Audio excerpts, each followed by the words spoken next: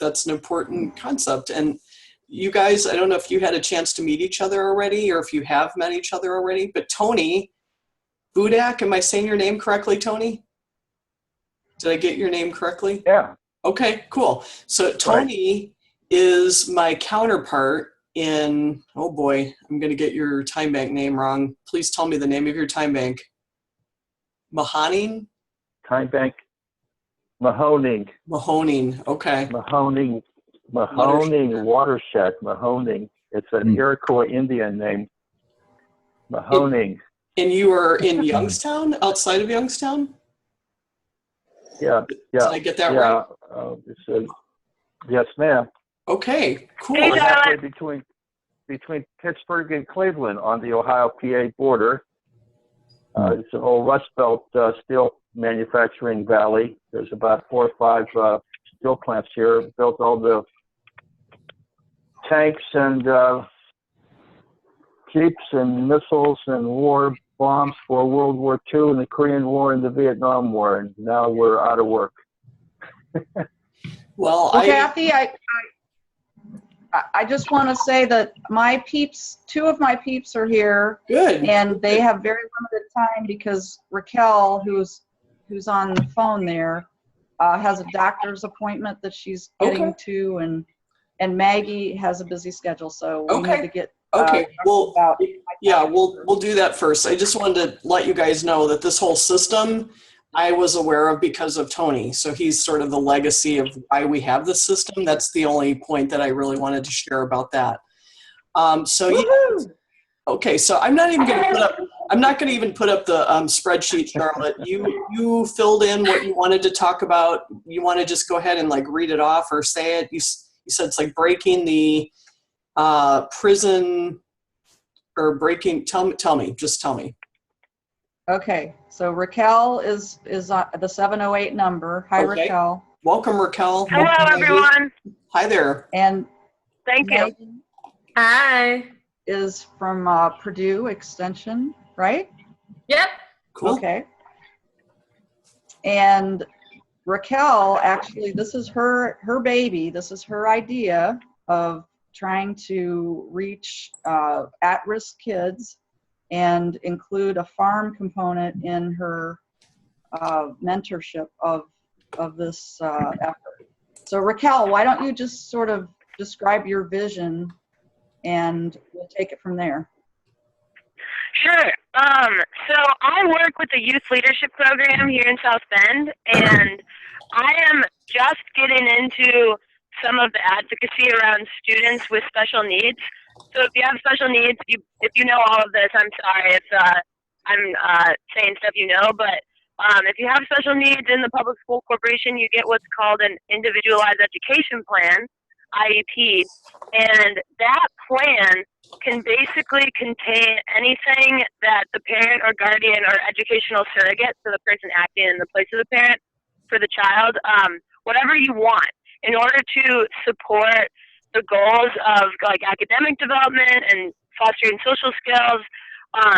Anything can be written into that plan. So I'm working with one student in particular. We actually just had a follow-up case meeting yesterday, and I personally was written into the plan for her behavior modification. So she's part of this youth leadership program, and that means that now I'm part of the plan, so they'll call me into the school to like observe her in the classroom, and we're trying to get her participation in our after-school program to be part of her official plan with the state of Indiana.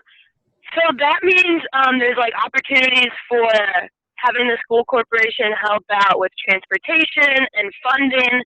So if we could possibly come up with options, a lot of these students are put on half days or homebound status, which means they're only in school for a couple hours a day.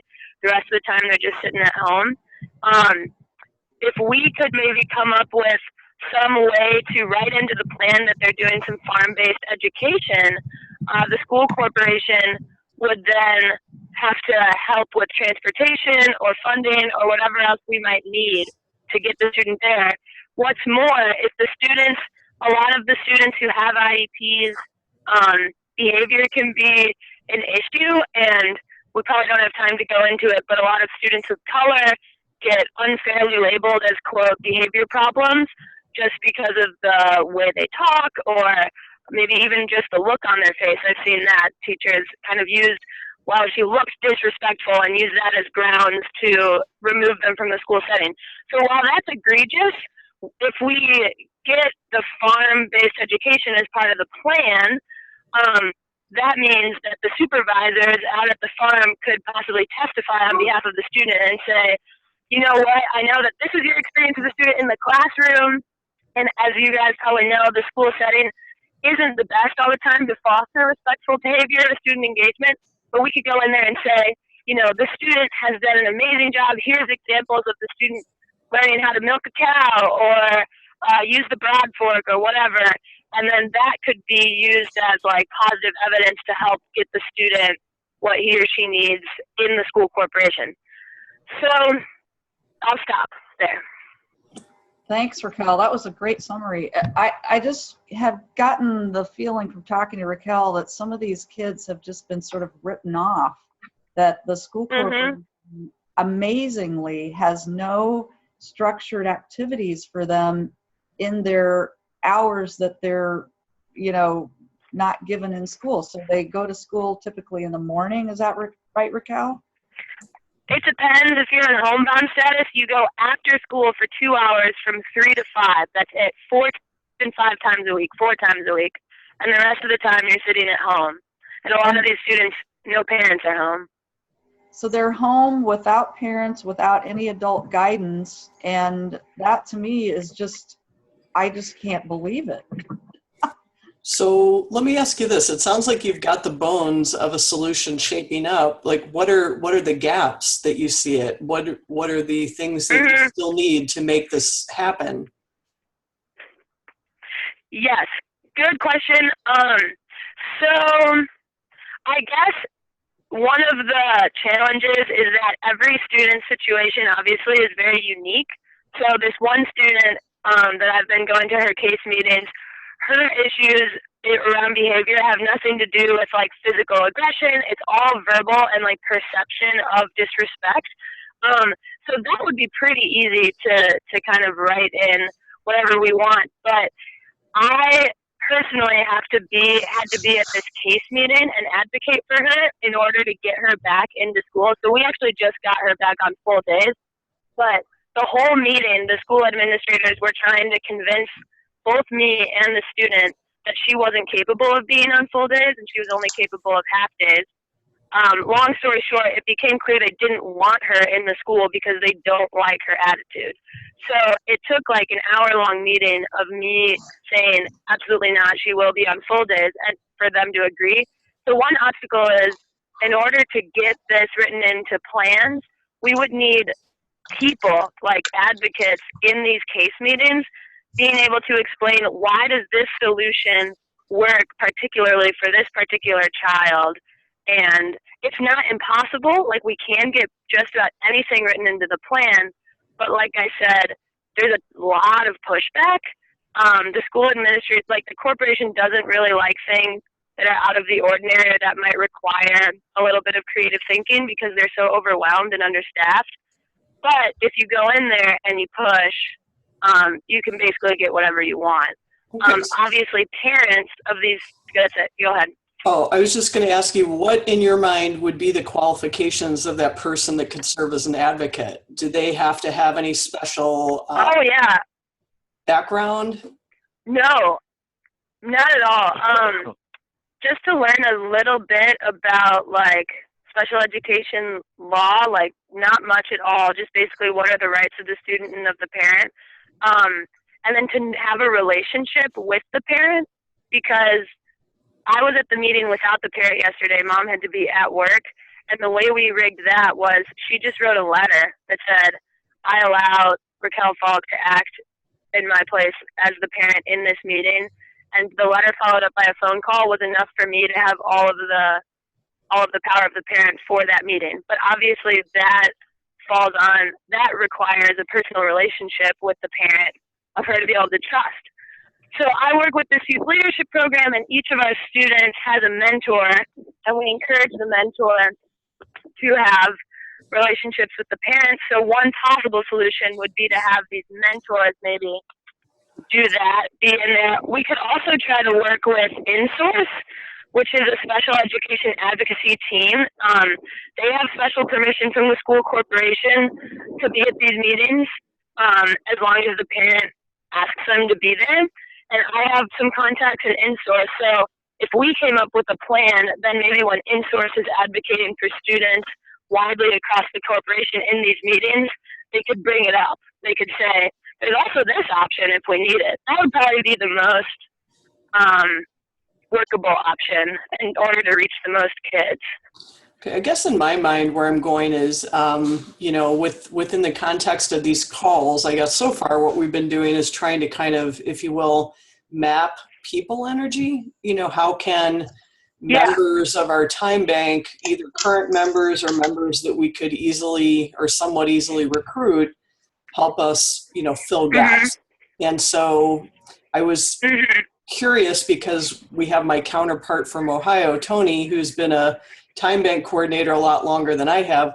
Tony, are you aware of any time banks that are addressing this particular social need, or do you know if any time banks have kind of made this their as a matter of focus? I recall I believe it's a autistic group in Dane County time bank. Florida? I have to go back and check. It's been a couple of years. Okay. Actually, this is a very not fertile ground for time bank. I don't mean not fertile, but it's just not explored. It's a difficult organizing challenge, and so time bank coordinators really few and far between have the skill set and personal passion to do this kind of work. There's also there's another woman. I'd have to take some time and do some research there. I may be able to dig up one. We'll see. Thank you, Tony. Can I just introduce Danielle here? Yeah. She is at Notre Dame. Charlotte, just really quick, I'm sorry. I should probably check in for my doctor appointment, but I'm going to keep you guys on. I'm going to mute my phone and listen for as long as I can. Okay, thanks, everyone.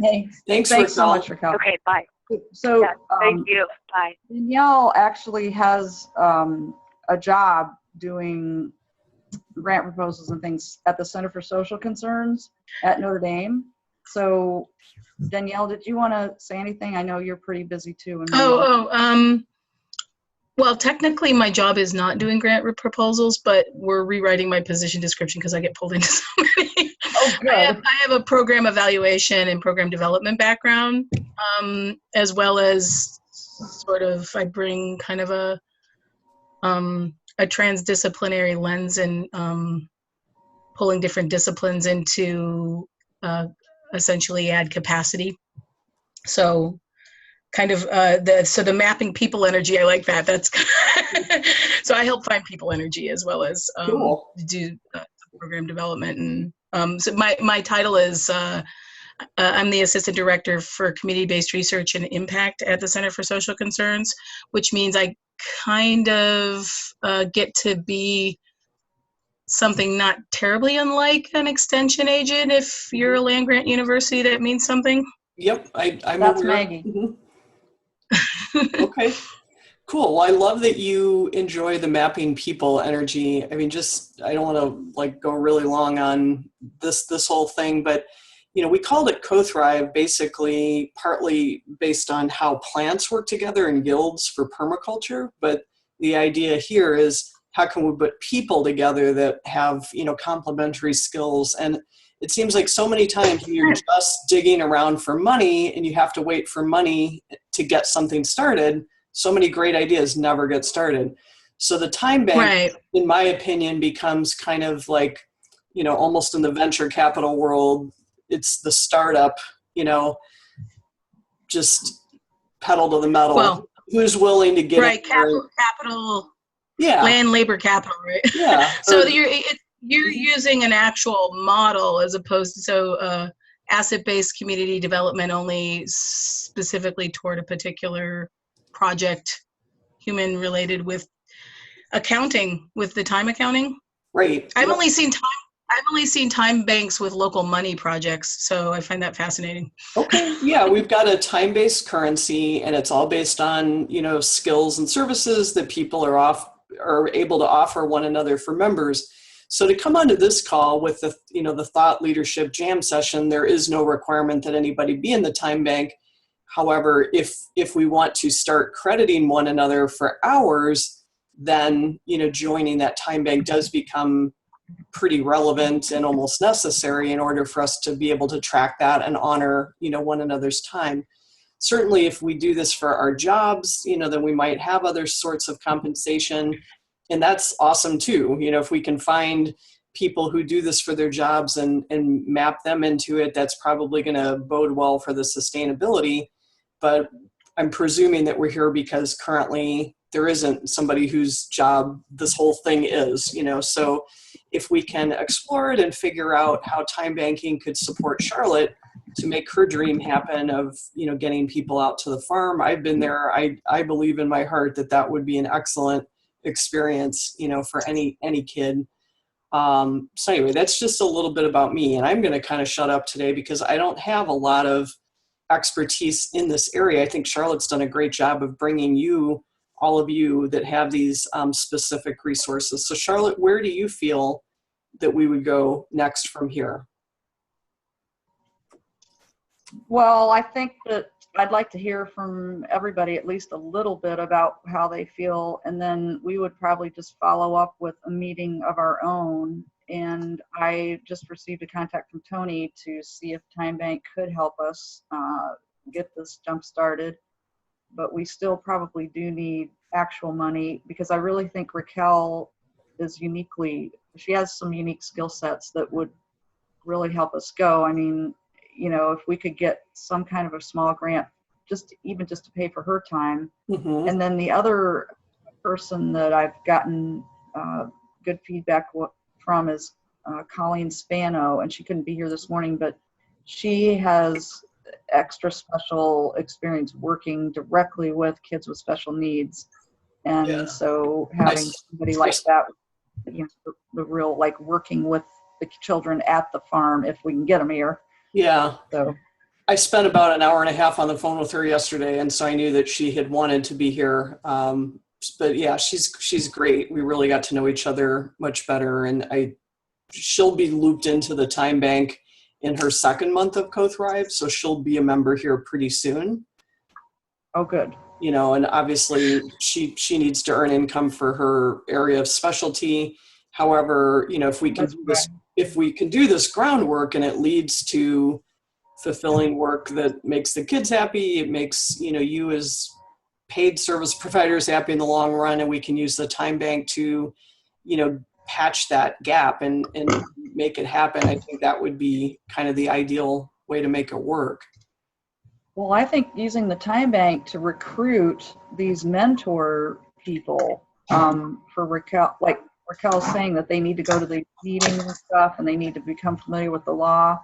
I mean, that's perfect. If somebody is interested in doing that, they can get hours credit. They can't maybe get paid, but they would get hours credit in the time bank. Mm-hmm. And we would probably get some pretty good people, because time bank people seem to be pretty savvy and progressive people. So yeah. I would agree with that assessment. I might be a little bit biased, but yeah, absolutely. Okay, so let me just say a little bit about how to join the time bank, because we have some people that are new to this and they don't know it all. We do use a platform called Our World, which starts with an H. So it's Our World with an H, Our Hours. There are a couple different platforms where time bank members can trade hours, but at the time when we formed a little over a year ago, they were just absolutely the most responsive. So you can join a community right from the Our World regular site and go to Indiana. They're in it's a little hinky. You've got to just kind of scroll down past all the states, go to Indiana. We are labeled as being based in Valparaiso, since that's where I am, but we've got members all the way from Time Bank all the way from like South Bend, Lakeville, where Charlotte is, all the way over to, like really almost Chicago.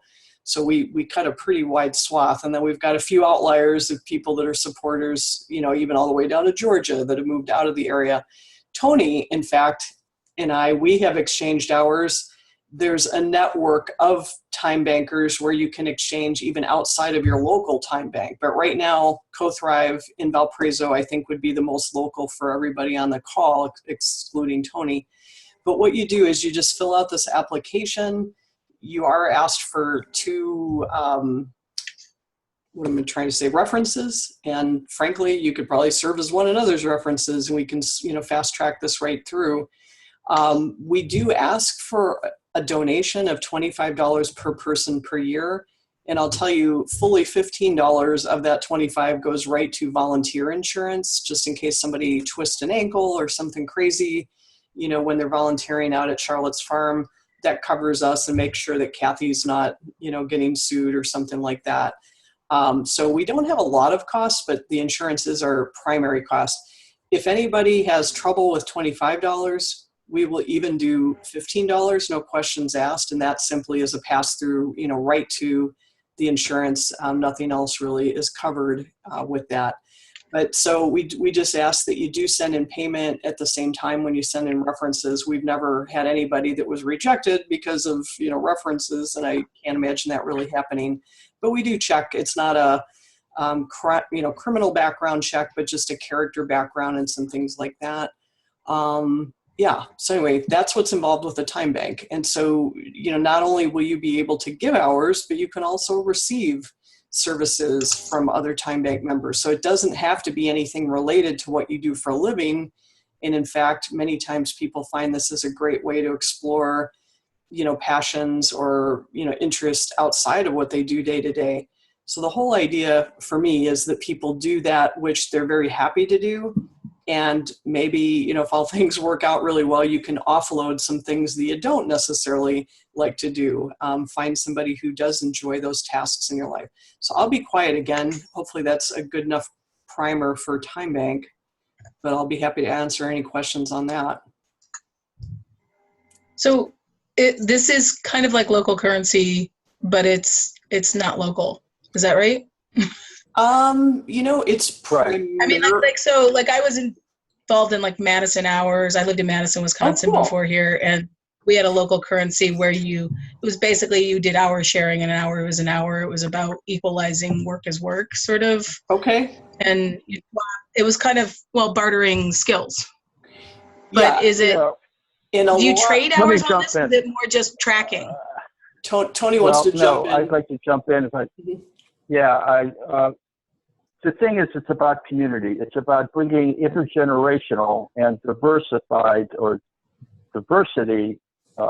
elements of the social fabric, special needs people, any skill level, any wisdom or knowledge inherent in the nature of people is brought together in a network, in a community, both online and in face-to-face. It's an organizing approach to a community. So it's really not about exchanging hours or changing time. That's an excuse, a bait and switch to get people to appreciate that we're about relationship building. We're about mutuality and reciprocity in terms of how we connect to one another. It's about knitting people together in a mutual aid society. It's about, knowing who you can go to for help, knowing what the resources are in the community. Almost every time bank coordinator that I talk to will tell you and say, yeah, we have people, once they get to know one another, they fail to record their hours. And we had coordinators have to go back and tell people, look, please record your hours, because the hours are an evidence of the networking and the social relationship building that's going on.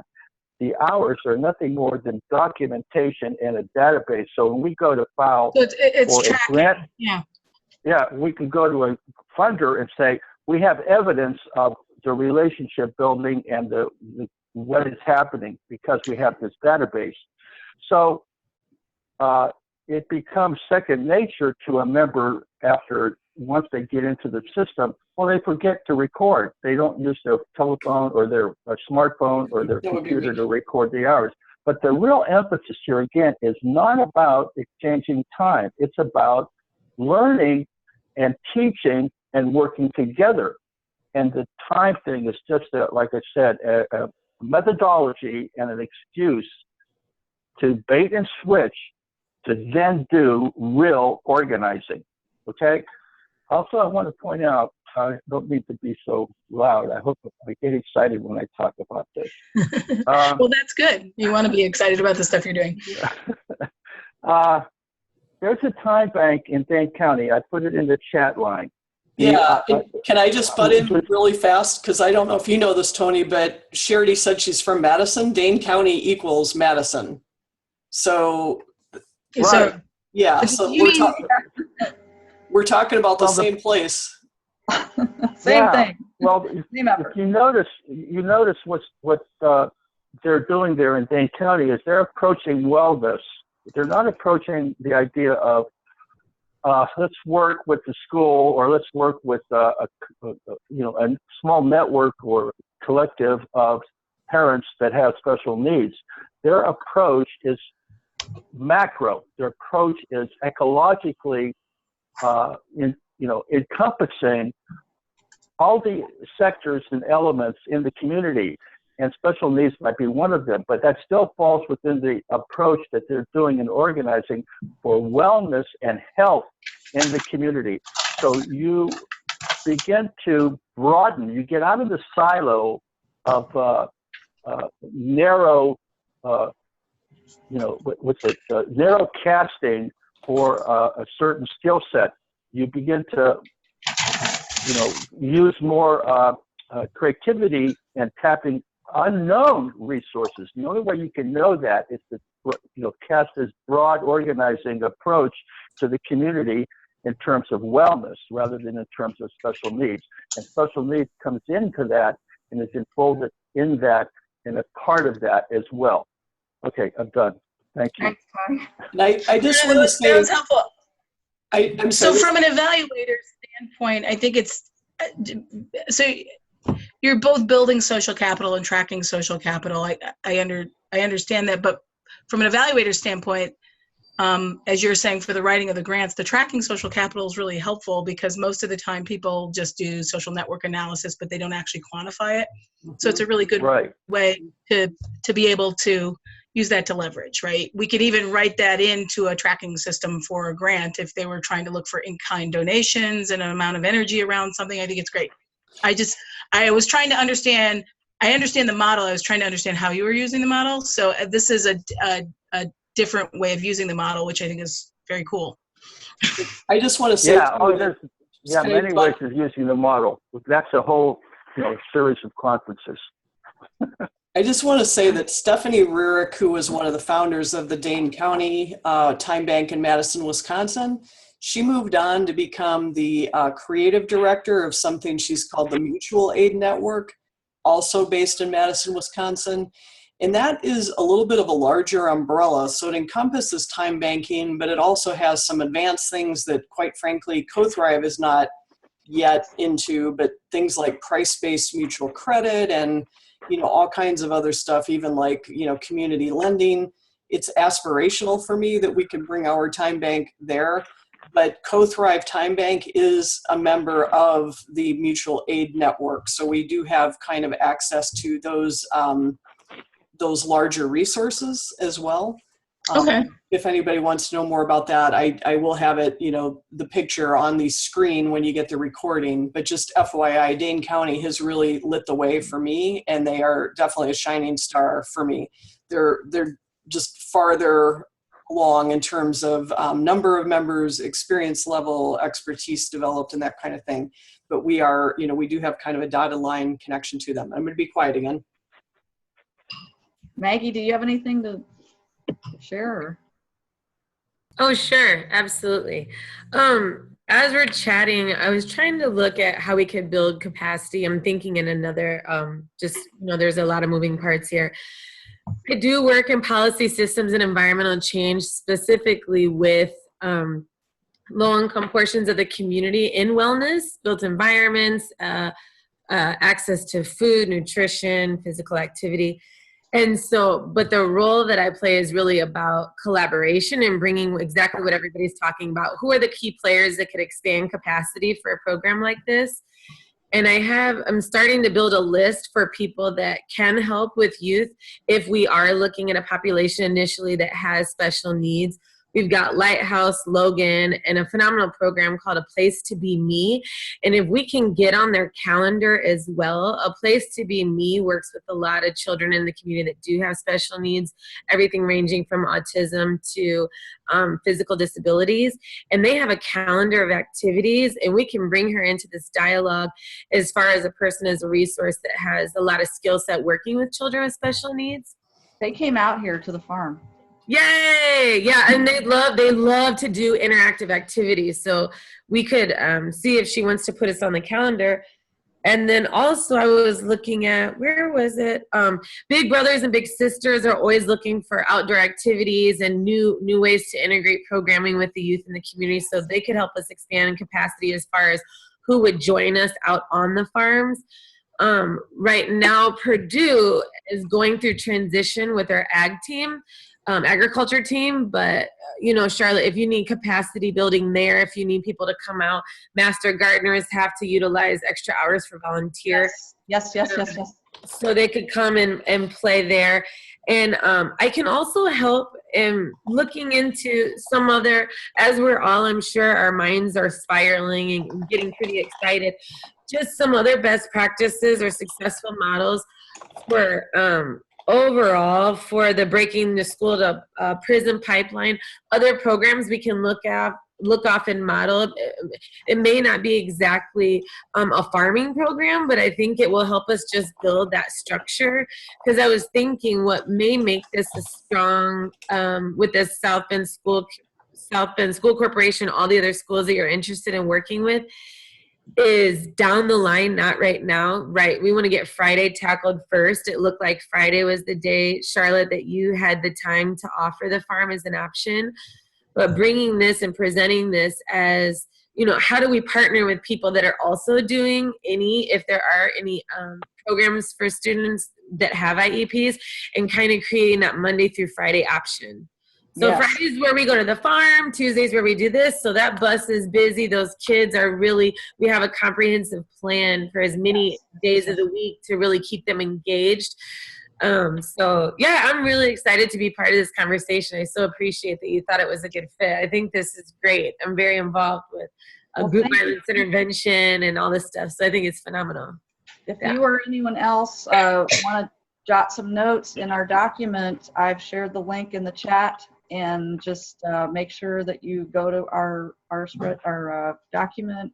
Raquel and I have been working on this document, and just jot in suggestions so we can keep you in the loop.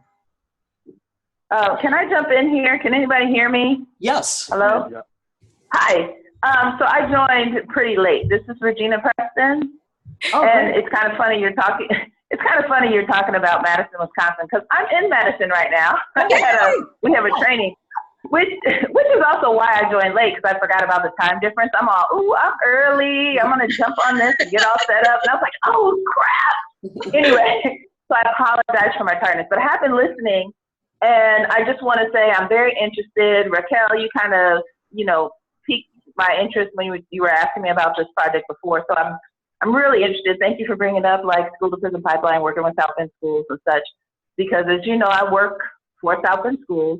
But also being with the city, I'm very interested in whatever connecting that we can do on this, specifically, not just with kids that are at risk, because that's my big passion, because, I work with the IEP kids, and a lot of them have emotional disabilities, and giving them this kind of outlet and support.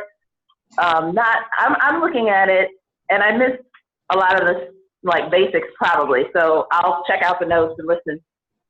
But I'd really like to see this as an opportunity for kids that's more around leadership building and community buildings, which is kind of what I heard you guys talking about, rather than like punitive. Like, let's intervene, let's support kids because we know that they have needs for support rather than waiting for them to mess up and then, like, you know, let's make you go do work on a farm, you know, not like that. But also in terms of peace building for our community, you know, just ways that diverse groups of people can come together and work on projects together, volunteer together, do different things. I'm just very interested in that. So that's all I have to say. I'll stay in the conversation and see what resources I can bring or connections I can make. Thank you so much for Regina. Nice to meet you. I've been wanting to meet you because Raquel speaks very highly of you. But yeah, this would not be anything punitive. This would be like an opportunity to be at the farm. If you come out, you'll understand. It's a teaching farm. I really do want to come visit. So let's figure that out a day. Yeah, I can come thank you check it for out. showing my page there. But it's, and I'll just take an aside, the Time Bank has allowed this website to be created because I have no website skills whatsoever. And I exchanged hours with somebody else and got help with my website through a Time Bank member. And she actually lives right near Kathy, where most of the Time Bank members are. And she put this website together for me. So I'm still with the Time Bank and the possibilities of getting help with whatever. And I just see lots of people, if we can get people connected, either through the Time Bank or in other ways, to form this cadre of mentors for these kids. And like Maggie was sharing, that not just for, I've kind of claimed Friday as Fridays because that's when I have time, but like what happens Monday through Thursday, these kids should not be sitting at home. That is just, to me, is just criminal that these kids are sitting at home all day. And this is the South Bend School Corporation. What about all the other school corporations in other parts of the country? What are communities doing, you know, around these kids? And just, we could be a model for, you know, the region or the country if we really can get together and work on this. Charlotte, I just want to, since you said model, I want to let you know that the Mutual Aid Network, they are looking for pilot projects. So there is a pilot site application. If you're kind of willing to, you know, be a guinea pig, share your template, you know, that's kind of what they're looking for. You can apply, and I've been thinking about applying, but I'm thinking that your program might have really wide-ranging, you know, applications. So you might want to take a look at that. It's just mutualaidnetwork.org. But we can't just sit around waiting for grants from the government. We just have to start doing this because we're just not getting the response, in my opinion, to these kids and their needs, and it's creating so much societal cost. So I'm thinking, I know. Can I just ask Kathy? Can you say what is it that are they looking for pilots for the purpose of case studying? Are they testing something, or what is the purpose of the pilot? Is it models for replication, or? Yeah, I'd say models for replication and, you know, resource sharing. I mean, basically I'll go to their home. I think their home is really nice. You're the one that lived in Madison, is that right? Yeah. Okay, so did you know Stephanie? 15 years. Okay, do you know Stephanie Rurik?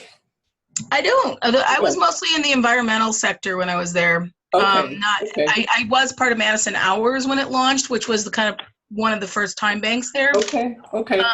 Well, I know I've not heard of this, so I've been gone for 5 years. So okay. Her background is as a musician, so, you know, I've seen some videos and kind of spoken to her where she said her passion for creating this is so that, you know, musicians and artists can afford to do what they do, but really it works for anybody. So they're basically, they say, a new type of networked cooperative, creating means for everyone to discover and succeed at the work they want to do with the support of their community. So it's a global umbrella cooperative. All pilot sites and members share their tools, experiences, and resources. So that includes like attorneys, grant writers, you know, software developers, all kinds of things. Together we demonstrate that the economy is what we make it. So they don't want people to just be off on their own and not sharing. If you share your you know, outcomes, then that's their reward for them sharing their resources to help you get it off the ground. Okay. I mean, I was just trying to understand what they wanted to take away if you were, quote, selected as a pilot. Were they looking for models to hold up as kind of exemplars of how to apply this, or? Tony, do you know more? If you know more, go ahead. I'd like to, I don't know if I know more, but I have an opinion.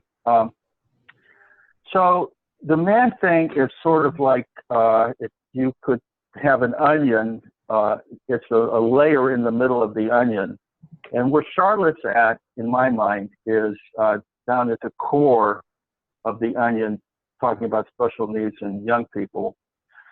And the problem, it's like, how do you get the horse to drink the water? You could take it to the well, but it doesn't want to drink. So we have this organizing issue of getting people to help themselves, and how do you make that happen? If you approach this at the middle of the onion in the sense that man does, you're not doing any real community building in the community. You're doing networking in the digital world, and you're talking with people who are already organizers like you and I, and we don't have our feet on the ground in the community.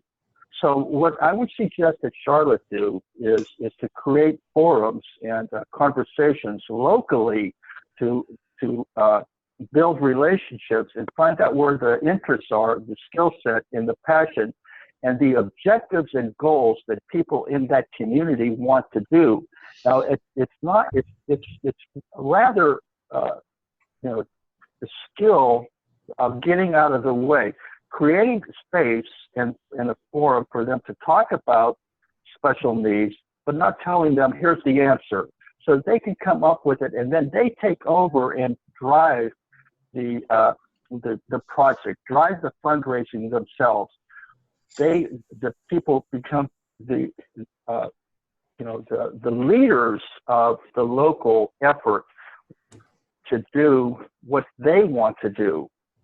In other words, and the only way to do that is to get that horse to drink that water is to create this forum. In the sense of creating a forum, it's like not letting the horse buy any water till it's really thirsty, and then when you show the horse the water, well, I'm thirsty, I'll drink. I know if any of you have dogs or train animals, you have to use their inherent desire and instinct to train them. And I'm not trying to say we're training people, but the approach is to get out of the way and work with the natural ability and the natural interest and the natural passion of people that want to work with young people. It's going to be difficult to find that skill set of organizers in the MAN network. I've already had this conversation with coordinators.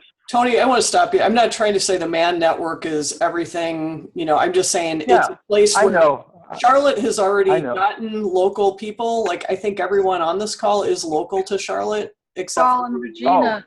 I'm sure Regina can hook us up too, but I hear what you're saying, Tony, is that the top-down approaches don't work. We've already actually experimented in our community with the grocery, and this was, an effort. The cooperative grocery hasn't taken off because it's mainly the upper middle class white, Notre Dame grads who are patronizing it instead of the community for which it was created.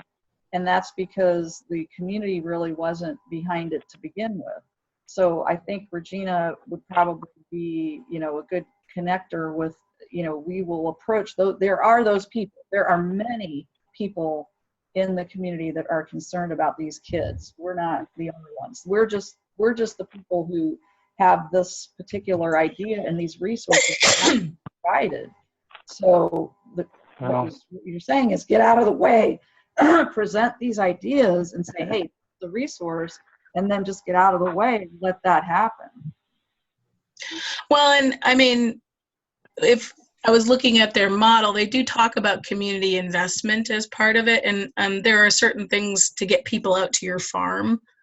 I know that probably a host of both financial and I guess if they're released, they're no longer the school's business to get them out to your farm. I don't know, maybe Regina can speak to that, but if they're released and they're choosing to go to the farm, let's just say that this program is fleshed out and designed, and they're choosing to go to the farm, I guess you don't run into some of the same headaches with, buses and insurance and all you can probably do it in a more not ad hoc, but in a more organic way. Regina, if these students are released after, say, whatever time it is, noon, and they're choosing to go to do stuff with Charlotte or whoever, we can do whatever transportation approach we want to, couldn't we? Well, if this is part of the problem with like what's happening with special ed in Southland schools. We basically just put them on a bus and send them home, right? Well, as students with IEPs, like we're required, and this is where, Raquel, I know, had a great experience with this just yesterday, but, what we have to do as a community, as an advocate, is insist that a half a day, this is just one specific example, is not enough. Okay. Kids often in these situations, require more instruction, not less, more support, not less. So if you're saying that you absolutely cannot have this kid at school, any longer than 3 hours in the morning, then they have a right to have an education. And so basically, it's not even a hard sell. Like, they just have to do it. Like, for special ed, they'll provide the transportation. They'll take the special ed, they'll put all the kids on special ed bus, take them down to the farm, bring them back, take them all home. So that's our requirement. You think it would, so I guess if the end in mind is giving the opportunity for the students to be there, you think it would be faster to go through advocating through the school system for special ed to do that than to find other sources of transportation? Well, if you guys have a source of transportation and it's already set up, then that's fine. No, That'll it's work not. too. I was I'm just sure okay. I was just curious. I didn't, you were making it sound like it's doable, and I didn't know that this. It's definitely doable. It's definitely doable for South. I'm sorry, what? Oh, you were saying it sounds like it's doable that we could get the school system to buy in and pay. Yeah, the transportation wouldn't be an issue. I think the schools, we're struggling right now. We're trying to find innovation and people to connect with. And like I said, if we look at this not as a punitive measure, because this is the thing, it's the same kids that go on half days every single year. We do not have to wait for kids because basically the kids have a target on their back already. So it's like, oh, okay, let's give it a couple weeks and we can get rid of this one. Literally, I have people talking to me like this. And, so instead of making it like a punitive thing, say, hey, check this out. We have this really awesome program. It works on these issues, blah, blah, blah. Gives you an opportunity to develop your leadership skills. Because a lot of the kids that are getting kicked out like that, they're amazing leaders. A lot of them are really the smart kids. They're in advanced classes. It's just that, and when I've had so many experiences with this, is that they need to learn how to resist. Like, they see injustice in the schools. They see the inequity in the classroom. They are in 8th grade and they're tired of doing 5th grade work. So they say, I did this in 5th grade. I want to work on this.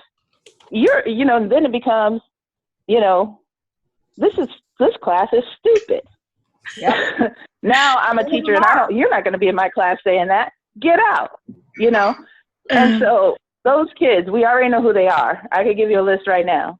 And we can approach their parents and approach, them and say, hey, we've got this great leadership opportunity. Every Friday, you'll be going to X, Y, and Z, doing X, Y, and Z. Are you interested? And it could be a part of their credits if they're in high school, a part of some of their coursework, wherever, if they're in middle school. So yes, and the school will provide transportation. Wow, that's fantastic. I thought that the transportation might be a challenge and I didn't realize that you could get the school to buy into that. I thought it would have to be something. Well, if it's a student with an IEP, and they're saying they have to go home, you know what I'm saying? Like, yeah, once they I think schools will. Okay. What age group? What age do they start thinking about sending children home for half days? Oh, they start at preschool. They run the gamut. No, I had a just yesterday. I'm dealing with a kid who's in ninth grade now. He was on half days or homebound. Homebound is like 2 hours a day, 4 days a week, and that kid's got nothing else going. And so this kid was on homebound or half days for every single year during his middle school career. So yeah, no, they're doing it in elementary school. It's crazy, really.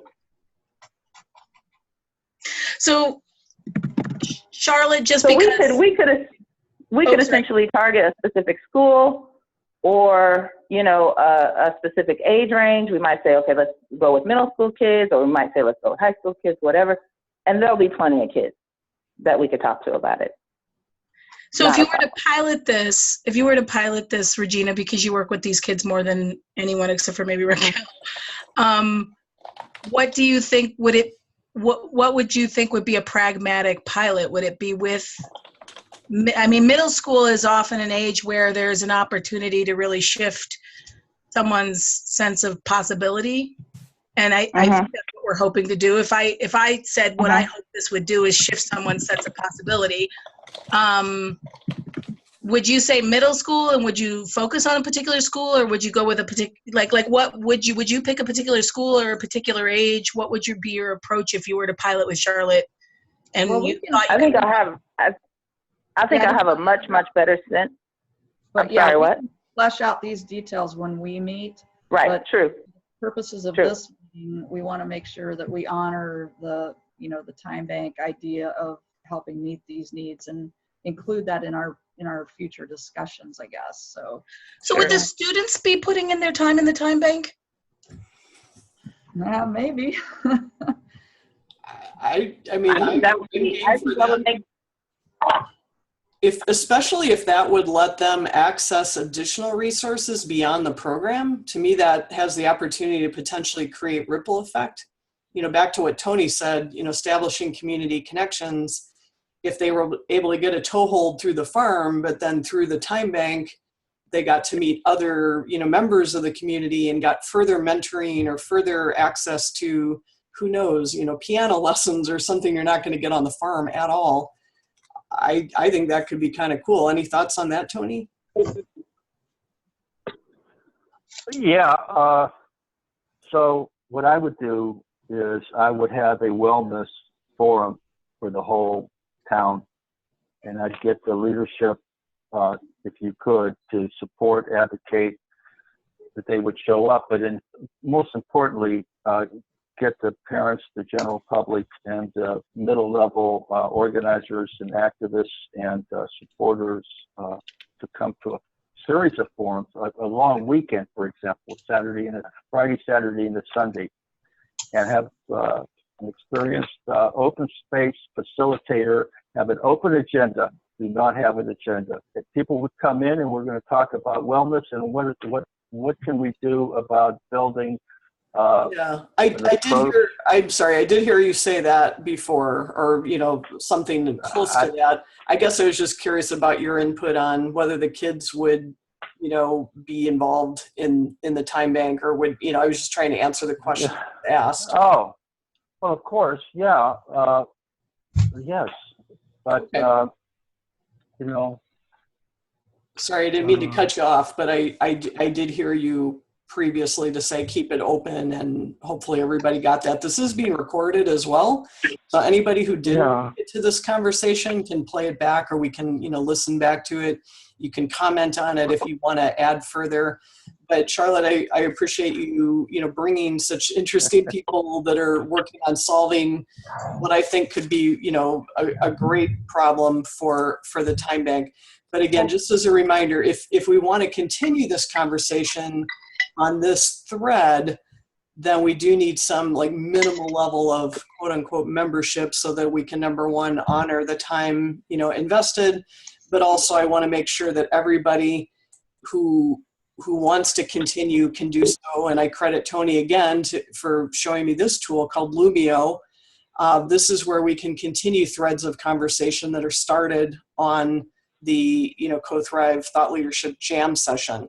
And I would like for everybody in Lumio to be time bank members, just so that we know that that's not a barrier to asking one another for input or help. You know, I think if we're not sure who's in, who's out, it creates a barrier, you know, where we're not sure if we're leaning on somebody too much. If somebody is, you know, offering a service, it's pretty clear that they're willing to help you out, time permitting. So anyway, that's what we got on this part. Charlotte, does that help you with where you want it to be? Can you put the Lumio up on your screen there? I know you put it. Yeah, I'm sorry. You know what? I forgot to resume share. I had it up and I forgot to say resume share.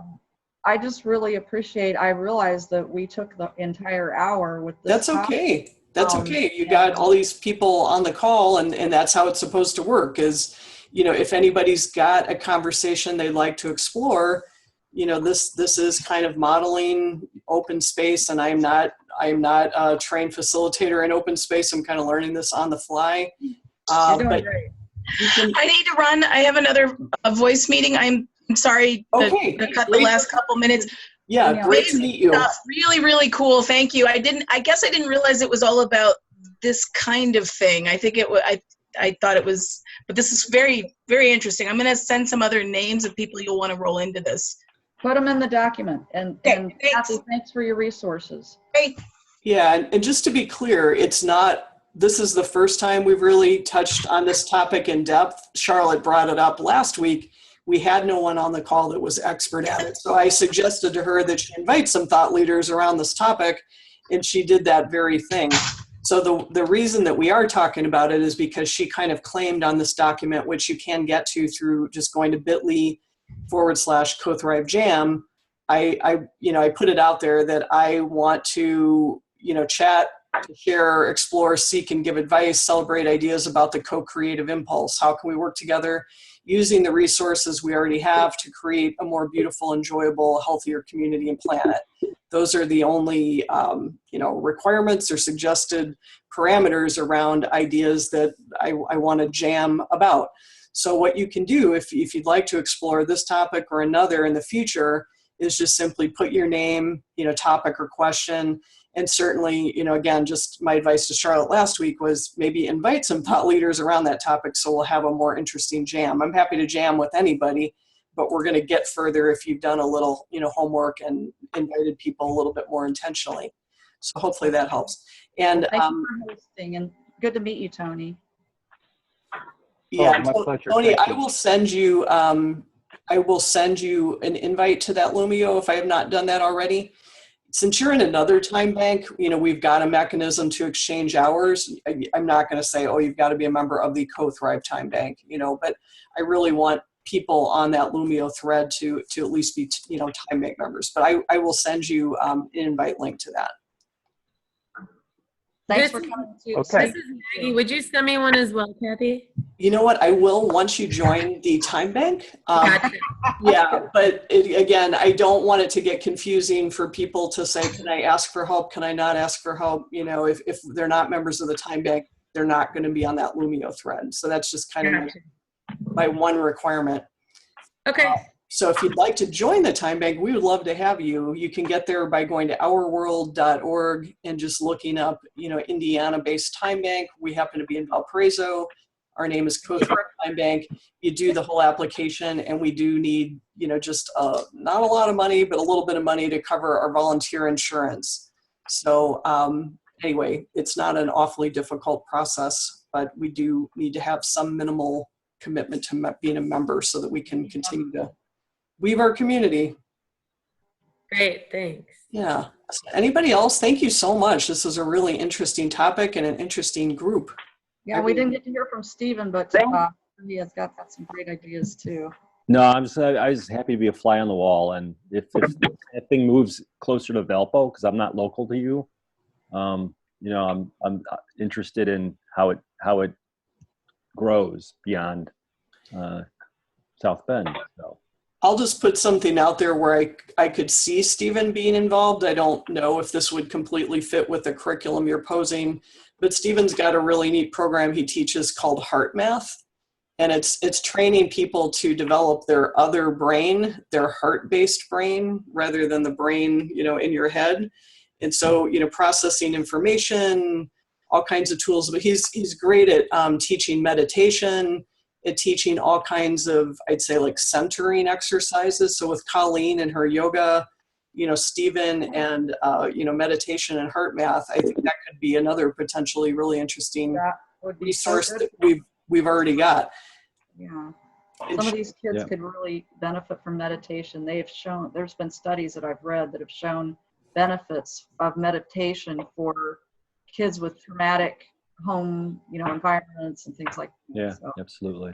To make it a little easier to visit Charlotte, one of the things that she offers through the time bank is accommodations in a really neat rustic cabin in the woods. It's beautiful. And do you still also have a house that has? Not currently. Not currently. Okay.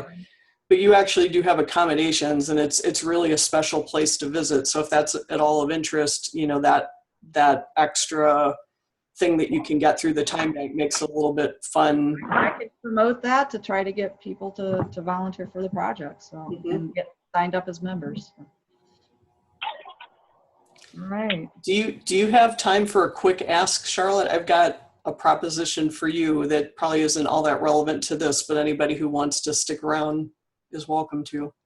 Absolutely. Are we complete on this, or do we have any final wrap up? No, I think this is great. And I know this is kind of our first talk where a member brought in other people. And I think that's a good model for what you're doing, Kathy. So. And Charlotte, I want to suggest to you too, I think you'd be perfectly capable of leading additional conversations. If you want to use my Zoom platform, think of that as like a shared tool in the toolbox. Wow. You could use that, if you want to give me time bank credit, I would give you my Zoom account. Absolutely. Yeah. So I could have a meeting at a different time and place. Yeah. I don't think you need me. Okay. Yeah. So I would support you with the technology and the platform. That would just be another value that you could get, so that you wouldn't always have to do it just on this specific thought jam. You could start your own if this is something you wanted to continue regularly. Yes, absolutely. Because a lot of times when I'm at the farm and I have to do all the driving and other people have to drive, it's just difficult to meet. So this is a very good platform, I think. I don't know about you, Regina, but you were able to come. I love it. Might not have been able to otherwise. Yeah. Right. Exactly. I love it. I love hearing what happened, frankly, but if the model doesn't fit, like the co-thrive thing, it doesn't mean you can't proceed and use some of the resources that we've got to help you continue it, because you've got a great number of people that you've assembled. And I think that sounds very promising. Yeah, well, I'll ask you offline. This feels a little weird, but I told you about my health issues, and I was supposed to, I'm going to say it. I was supposed to take somebody on a wild edible hike this Saturday. And okay. Given that I'm waiting like a heart procedure, I don't know if it's really a great idea for me to be traipsing through the woods and out of reach of emergency services. Yeah. Yeah. So can you give me that person? You can just give me that person's contact info. Now I am attending the climate march on Saturday. Okay. Well, I don't think she's like, totally hell-bent on Saturday, but that was the day I had suggested 2 weeks ago. But I'm just questioning whether that's like the wisest thing for me to do. I could tell her, hey, here's this great place. It's destination worthy. If she was willing to come out your way, I would be happy to host her. Would you be willing to do that for like time bank credit? Okay. Because gosh, you and Robert, man, you gave the best wild edible hike I've ever been on. And I was just so thrilled to be a part of that. But you've got so much right on your property. It's perfect, Well, I can definitely take care of that for you. Please feel free to delegate. Okay. Yeah. It's just nice to have an option, because there aren't too many people I can ask for that. Good luck. I hope your doctor's appointments check out and you can get the care that you need. Thank you. So anyway, I really appreciate everybody being here today. Just as a reminder, this will be recorded and uploaded. And in fact, if you're curious about any of the previous things that we've done, you can go to this Thought Leader Jam Session Excel sheet, and right where it says video link to recorded meeting, we've got the 3 past sessions that we've done so far. So, I got to add last week's. I indicated that I actually found a chat feature on the document or whatever, or a mess, I forget what it's called. And I gave you a message that the link was not a live link. Okay. Well, you can always just go, if you click on it, you can click above. Yeah, right. But it wasn't that way for when you copied it in subsequent dates. And then And I'm signing off. So I just want to say bye to everybody. Thank you. I have to get on to my little conference. So I appreciate you guys doing this work. Nice to meet Thank you, you. Regina. I hope to talk to you again very soon. I'm sure we will. Thank you. Okay, bye. I've got to go as well, friends, but it was such a pleasure, and I'm sure we'll all be in touch. Thank you so much. Thanks for being here. Thank you. On your spreadsheet there, you've got these little animal icons, and I didn't know whether those were like hackers or somebody. No, those are people that are probably on this call. They're people that are signed on and that are looking at the document. Yeah, those are Google. It was not one during the call. They were there, not during the call. It's anybody who's opened the document who's currently accessing. Stephen, is that right, or do you know? Yeah, they're Google users that have access to the document, but Google anonymizes the identities. Oh. So they just show up as these animal avatars. Okay. Yeah. I just wondered if like it was being hacked or something. It's like, what? No, nothing nefarious going on there. Cool. Good. Right.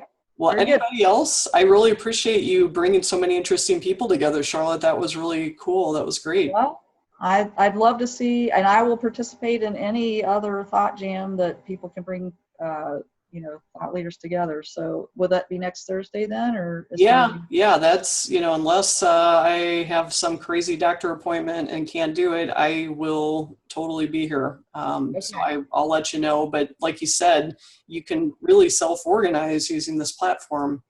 Okay, I'll have to see if I can pull that off. So thank you again for the resources and encouragement. You're very welcome. Thank you.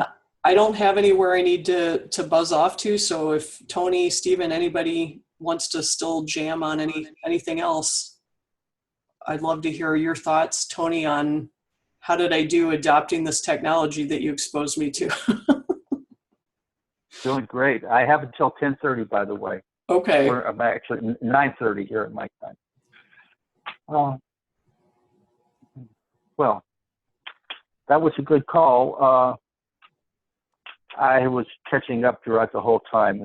I didn't realize everyone was already connected on the topic. Well, Charlotte, yeah, I mean, I don't know how the open space people do theirs, but I had just said, put out your topic or question. She posed the question last week, how can I, use the time bank or yada, yada, yada, to make my farm a resource for local kids that are just being at home, And I'm like, well, I don't live in South Bend. I don't work with disadvantaged kids, I have almost nothing to add. So the way that I think that would go more successfully is if you would intentionally plant some people on that thought jam. So all the people that were there besides you and Stephen, Charlotte invited. It's coming to my awareness just as you're listening to you. I'm thinking, she has an organization, and if she can get a church hall or a union hall and have a community forum and hold them regularly once a month or every 2 weeks on a Saturday or something, and invite people to talk about wellness, the diversity of skills and needs is a huge demographic. And in the beginning, you're only going to get a few people, but I think over time, and if she does press releases, to the newspaper and to the media, and get this concept that is a conversation going on in the community as a regular conversation, she'll start to draw and network and build that resource base in a conversational way. It's an open space that's not open. She needs to open it up in some way. Okay, can I just suggest one thing that I think might be a point of difference? You've shared What? before with me that you do get paid some salary to be the time bank administrator. I know it's not, Yeah. letting you just be totally rich and retire. But for Right. me, it would be a ton if somebody was paying me that amount. Nobody's paying me anything to do what I do. Nobody's paying Charlotte to do anything, to do what she's doing. Right. So we really have Right. to be more like, we do have to be more like people who are doing direct trades in the time bank right now. We're the baby steps of a time bank is where we are locally. So Well, there is okay, nobody. but I'm not talking about any money. I mean, a church could give the hall for free. It Right. doesn't cost any money to do what I'm saying. A press release, if you have a computer, you already have the Yeah. expense of that in. I hear you, but I think you're asking her to go from the specific, which is her business, to opening it up to being, let's solve the health issues of the community. Like Well, no, I'm not. I'm not doing that. No, I'm Okay. not. I'm saying that her organization would host a forum. Here's my perspective. I would spend $20 so I could get a table at an event, or I would go to an event and walk around the room in the picnic area passing out flyers. And I don't get any bang for my buck, my time, when I do that. So what I do now is I hold the event. The time bank holds the event, and the event is not directed to push the time bank, except in the sense it's indirectly pushing the time bank, because the time bank is hosted. So when people come in the door, there's a brochure. If you want to join the time bank, fine. If you don't, fine. But let's have a conversation. And what do you want to talk about is what I say. Yeah, Tony, this is where we're doing that right now. This is like the best I've got with, being an unpaid time bank administrator, like doing a virtual version of that. This is what we're doing. Like, this is all I can do right now. So Charlotte definitely doesn't have the ability to be a time bank administrator or really to even build the time bank in South Bend. No. She doesn't have to start a time. All she has to do is her farm would host an event, and the event is a conversation. So if she hosts an event, she has a farm, right? And it's called whatever it's called. Mm-hmm.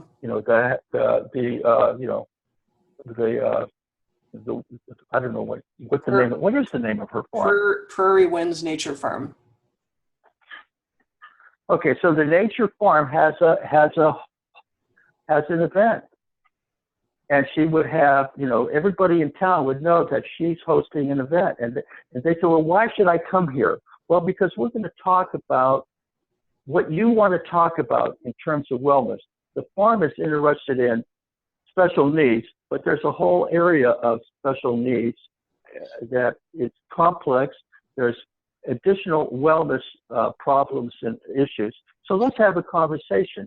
So that's all I'm saying, is to hold a forum. Don't start a time bank. Just hold a forum. Because magic, I'm going to quote you. You have told me 100 times, not 100, but you say when people start talking, yeah, when people start talking, they start learning from one another. They build relationships with them. They get these, aha, oh boy, I didn't know that. Oh, gee whiz, I just figured this out because I was having this conversation. That's what she needs to do, is to have that forum, so that will happen, and that generates the energy, the interest. I believe in that. I mean, that's what I'm trying to say. There's no purpose other than the process of having the forum. That's the purpose for us as organizers and facilitators. The purpose is just to have a place to process. So let's process.